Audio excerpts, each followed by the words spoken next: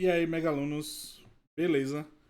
Vamos com mais aqui umas questãozinhas da prova da EEAR, Escola de Especialistas da Aeronáutica 2022.1, certo?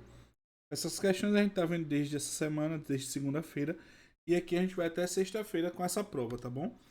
Então, vamos lá. O que é que essa questão diz? Dadas as retas, ele dá uma reta, outra e outra reta. Pode-se afirmar corretamente que, antes de a gente fazer qualquer coisa, eu vou trazer isso aqui como função em vez de reta, tá bom? Onde eu tenho que f de x é igual a 1x mais b1 e g de x é igual a 2x mais b2. O que eu posso dizer? Se eu pegar a1 vezes a2 e isso aqui dá menos 1, eu digo que f de x é perpendicular a g de x no gráfico, ok? Quando estou falando isso é no gráfico, tá? Por isso que ele fala de reta e não de função, tá? Porque função é uma relação entre dois conjuntos que a gente pode botar isso graficamente. Então, o conceito é diferente, mas a visão matemática aqui pode ser a mesma, tá bom? E se eu tenho que A1 é igual a A2 e B1 diferente de B2, essas retas aqui são paralelas. Se A1 igual a A2 e B1 igual a B2, essas retas são coincidentes. Então eu vou ter todo esse jogo de questão aqui, tá bom? Então eu tenho que levar em consideração isso, tá?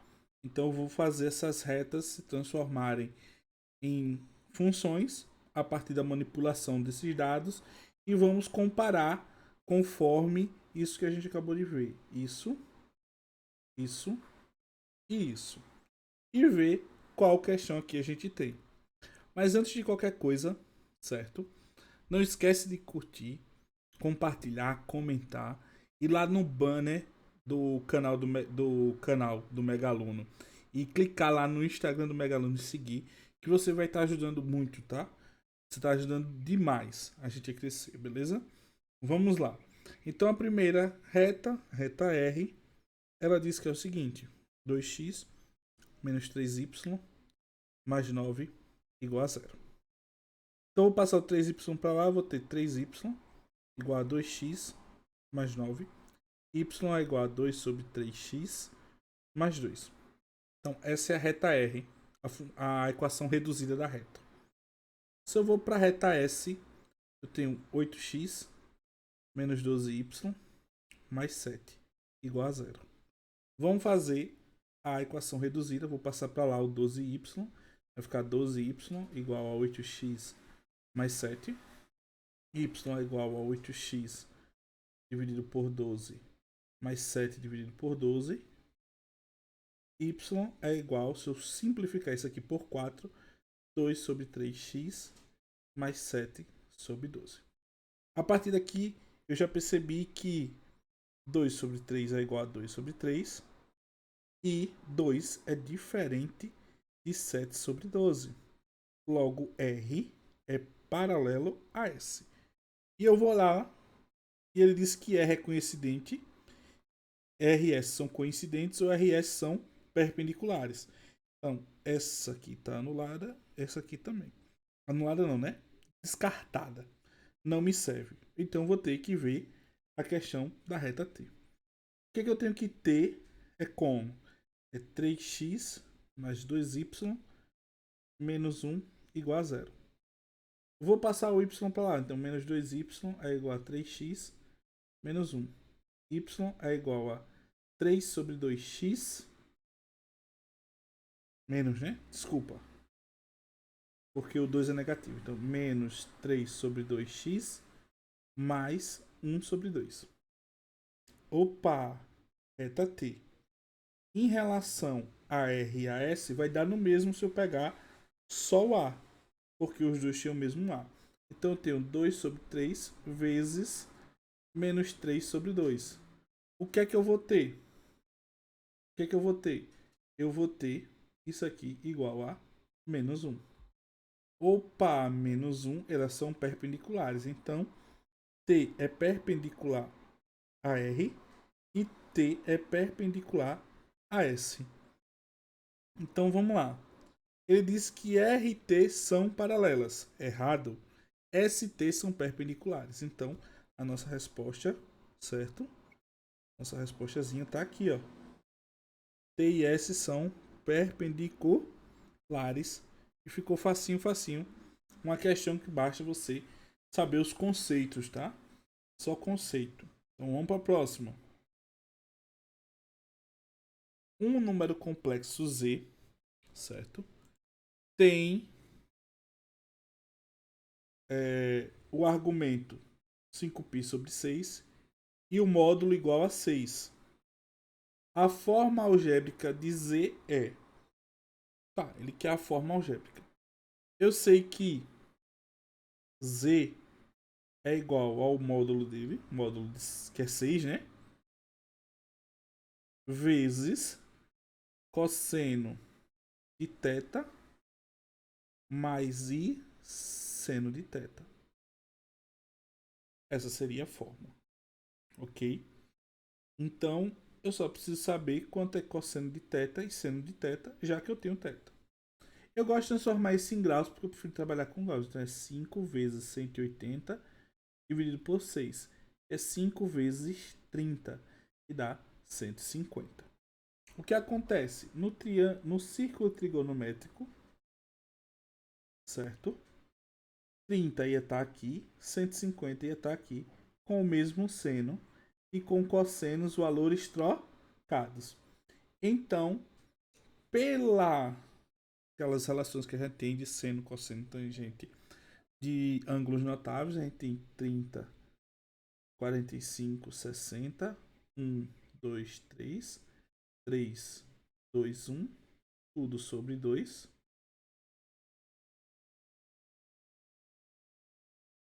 Raiz onde não tem 1. Então a gente teria isso aqui. Seno, cosseno. Então meu seno é 1 sobre 2 e meu cosseno é raiz de 3 sobre 2, negativo. Por quê? Porque o meu ângulo é de 150. Então eu tenho que cosseno de 150 é igual a menos cosseno de 30. E seno de 150 é igual a seno de 30. Então, basta substituir lá e calcular. Então, eu tenho que Z é igual a 6 vezes... Quanto é o cosseno? Vai ficar menos raiz de 3 sobre 2 mais I vezes 1 sobre 2. Multiplicando isso aqui, eu tenho que Z é igual a menos 3 raiz de 3 mais 3i. Então tá aqui o meu número complexo. Olhando para lá, seria a nossa letra A. Então, nada mais é só que uma fórmula, tá? Seria módulo vezes cosseno de θ mais I seno de θ. Aplicou a fórmula direta, sabe círculo trigonométrico, redução de quadrante, você consegue resolver essa questão fácil, fácil. Vai vir aí, certo? Uma semana só de trigonometria. Não sei se é a próxima ou a outra. Estou separando os vídeos para poder colocar. Mas está entre ela e análise combinatória. Vamos para a próxima questão. Mais uma questão de redução de quadrante. Tá? Ele diz, ó, seja um arco 480 e menos 4π, certo? Sobre 3 rad. No círculo trigonométrico, os arcos são tais que ambos estão no primeiro quadrante e são côngruos, quer dizer, tem a mesma medida. Segundo quadrante são côngruos. Primeiro quadrante não são côngruos. Segundo quadrante não são côngruos. Então vamos ver. Lembra que a volta tem 360 graus. Então eu teria o quê? Eu teria 480 dividido por 360, certo? que vai dar 1, 360. Sobra quanto? 120. Então, 480 é a mesma coisa, é côngruo a 120. Então, eu estaria no segundo quadrante. Isso quando a gente está falando, eu tenho um círculo trigonométrico e eu vou no sentido anti-horário, que é o sentido que a gente segue, tá? Primeiro quadrante, segundo quadrante, terceiro e quarto, no sentido anti-horário. Como a segunda aqui está em negativo, ele vai no sentido horário. Então vamos lá. Menos 4 π sobre 3 é a mesma coisa que menos 4 vezes 180 dividido por 3. Isso aqui dá menos 4 vezes 60, que dá menos 240. Menos 240. Então eu vou ter que andar 240 no sentido contrário, no sentido horário, no sentido para cá, tá? Então, até aqui é 180, eu chegaria no terceiro quadrante, 240. Então eu vou ter 240 menos 180, ok? E vai dar quanto? 0. Vou pedir emprestado aqui. 8 para 14, 6. Aqui vai dar 0. Vai dar 60 graus a mais.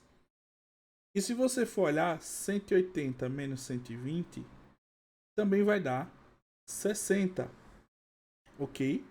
Então, ambos vão estar no segundo quadrante e serão côngruos. Por quê? Porque eles vão estar à mesma distância em relação ao eixo dos cossenos. Ok? Então, 60 e 60. 60 para cima em ambas as partes. Seria isso aqui, ó. Eu vou estar nesse segundo quadrante aqui. Esquece lá o primeiro. 120 estaria aqui. 120. Seria essa diferença para 180 é 60. No outro, que é menos 240, isso aqui indo para cá, né? Eu ia para lá, aqui era 180, eu ia ter que andar mais 60. E ia parar no 120. Então, ambos estariam na mesma posição. Então, o resultado aqui seria segundo quadrante e côngruos. Vamos para a próxima. Duas de redução de quadrante. Vamos lá, uma de números complexos, mas com redução de quadrante. Vamos lá. O gráfico mostra o consumo médio de gasolina em quilômetros por litro dos veículos de uma revendedora de automóveis. Com base no gráfico, é correto afirmar que a quantidade de veículos da revendedora que percorre 10 km ou mais com um litro de gasolina. Olha, os veículos da revendedora que percorre 10 km ou mais com corresponde a X% do total de veículos da loja. Considere que em cada classe o intervalo é fechado no limite inferior e aberto no limite superior. Então, vamos lá. Consumo por quilômetro por litro. Ele quer os que consomem, ele quer os que consomem 10 km ou mais. Então vamos lá. 10 km seria a partir dessa faixa aqui, ó. Por quê? Porque aqui tá embaixo está o consumo, ó. Aqui embaixo está o consumo.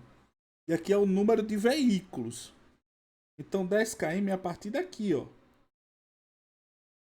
Daqui para cá, todo mundo consome, certo? 10 quilômetros, faz 10 quilômetros com litro. Tem autonomia de 10 quilômetros com litro.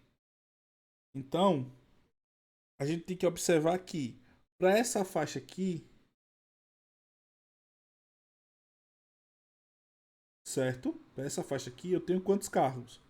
12. Para essa faixa aqui eu tenho quantos? 14. E para essa faixa aqui eu tenho quantos? 8. Se eu somar, eu tenho 2 mais 8, 10, fica 0. Isso dá 14, né? Desculpa. 10, 14, fica 4, sobe 1. 34 veículos. Então eu tenho 34 veículos. Só que ele quer isso em porcentagem. Então vamos saber qual o total de veículos que eu tenho. Eu tenho 34 mais 16 que dá 50. Por que 16? Porque é 6 e 10 que não entram nessa questão de consumo de 10 quilômetros por litro. Então, 34 dividido por 50. Aí muita gente ia aqui dividir 34 por 50 e ia achar sua resposta. Certo? É um caminho mais demorado, eu acho. Eu multiplicaria isso aqui por 2 sobre 2 e daria 68 sobre 100, que é a mesma coisa que 68%. E acharia a minha resolução da questão. 68% está aqui, certo? Letra C. Tá? É uma questão só de análise gráfica e você prestar atenção no que o gráfico quer dizer. Vamos para a próxima. A razão entre o perímetro do quadrado circunscrito a uma circunferência de raio 2 e o perímetro do quadrado inscrito em uma circunferência de raio 2. Opa! Aí aqui é mais difícil de ver, né? Ele está dizendo aqui, ele tem uma circunferência, tá? Ele tem um quadrado que é tangente a todos esses lados aqui. Ufei! Vamos lá.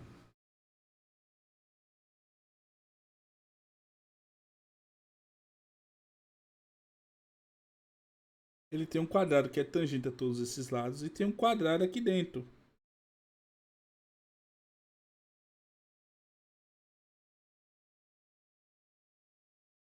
Tem um quadrado aqui dentro, ok? Ele está dizendo isso. E tem dois quadrados, um dentro e um fora da circunferência. O que é que eu preciso saber da circunferência? Eu preciso saber do, certo? Do diâmetro, que é duas vezes o raio. E com isso eu consigo calcular qualquer coisa, tá? Por quê? Porque se eu olhar aqui, passando pelo centro, eu teria o diâmetro da circunferência que seria igual ao lado do quadrado maior. Então, o quadrado maior teria lado igual ao diâmetro da circunferência, certo? O quadrado maior teria lado igual ao diâmetro da circunferência. Como a circunferência tem raio 2, opa, desculpa. A circunferência tem raio 2. Então, o quadrado maior teria lado igual a 2 vezes 2, que dá 4. Então, o quadrado maior teria L igual a 4. Logo, o perímetro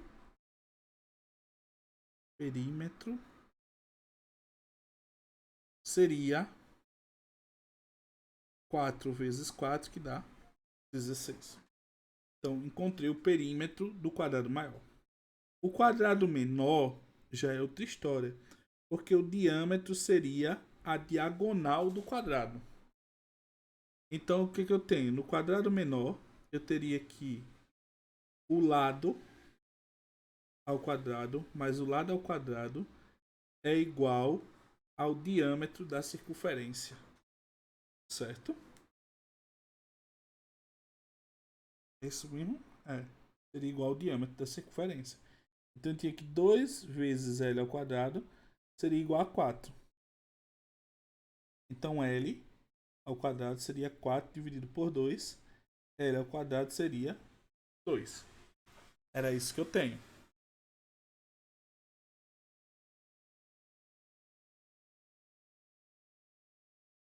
Dois, certo? Mas L seria raiz de 2. Logo, o perímetro do quadrado menor, o perímetro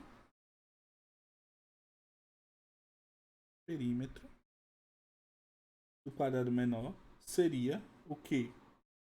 4 vezes raiz de 2. Deixa eu ver se é isso mesmo, certo? Isso aqui é o perímetro, ok. Isso aqui é o diâmetro, tá? Então aqui seria 2. Seria 2. Então o diâmetro seria 4, ok. Aqui é L, aqui é L. L ao quadrado, porque aqui é ângulo de 90. Seria igual a 4. Tá, então tá certo. Meu perímetro seria isso. Então, o que é que eu tenho? ele quer a razão, né? Ele quer o quê? Ele quer a razão entre o perímetro do quadrado circunscrito com o quadrado inscrito. Então, é o maior dividido pelo menor. Ok? Seria o maior dividido pelo menor. Então, vamos lá. Então, seria o maior. O perímetro do maior é 16 sobre raiz de 2. 4 raiz de 2, ok?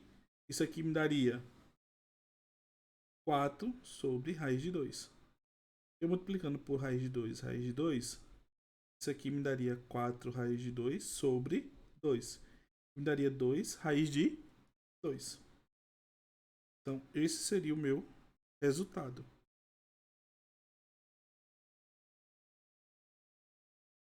Mas só para garantir, tá? Vamos verificar isso de novo. Eu fiquei agora com dúvida. Tá. O lado do maior seria igual ao diâmetro da circunferência. Então, o diâmetro da circunferência é 2 vezes o raio. Então, o lado do maior seria 4. O perímetro é 4 vezes 4, 16. Porque seria 4 mais 4 mais 4 mais 4. Beleza. O do quadrado menor seria a diagonal, certo? Desculpa aí a moto, né? Mais uma vez. Então, a diagonal, que seria o diâmetro da circunferência, certo? Seria a diagonal do quadrado menor. Onde eu tinha L e L. Então, a soma dos catetos ao quadrado é igual à hipotenusa elevada ao quadrado. Tá vendo aí o erro? É a hipotenusa elevada ao quadrado. Tá? Eu sei que é D, mas eu tenho que elevar D ao quadrado. Então aqui é 2L ao quadrado.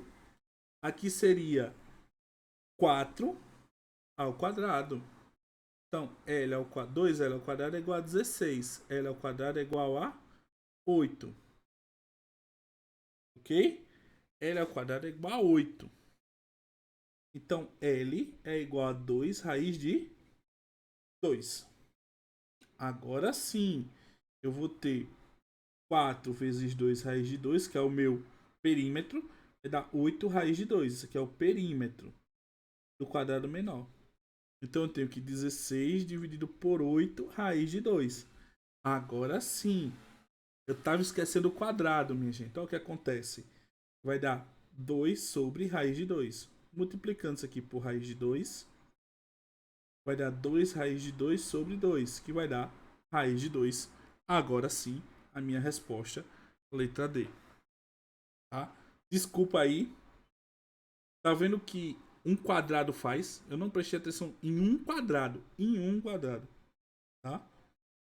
Então, aí sim, só por causa da fórmula estava dando errado, mas essa seria a questão. Então, acabamos aqui as 5 questões de hoje, tá? Então, uma questão mais de conteúdo, de saber o que significa cada item de uma função ou de uma reta na forma reduzida. Uma de números complexos, uma de redução de quadrante, uma de gráfico e porcentagem, tá? Simples. E uma de geometria plana, tá? Uma mais casca grossazinha, mas assim, nada mais do que um detalhe. Se você prestar atenção nos detalhes, você consegue, tá? Então, foi muito bom a gente terminar isso aqui. Tem mais 2 partes, amanhã tem mais uma e sexta mais outra. Então, fiquem todos com Deus. Até a próxima. E não esquece de curtir, compartilhar. Então, fui!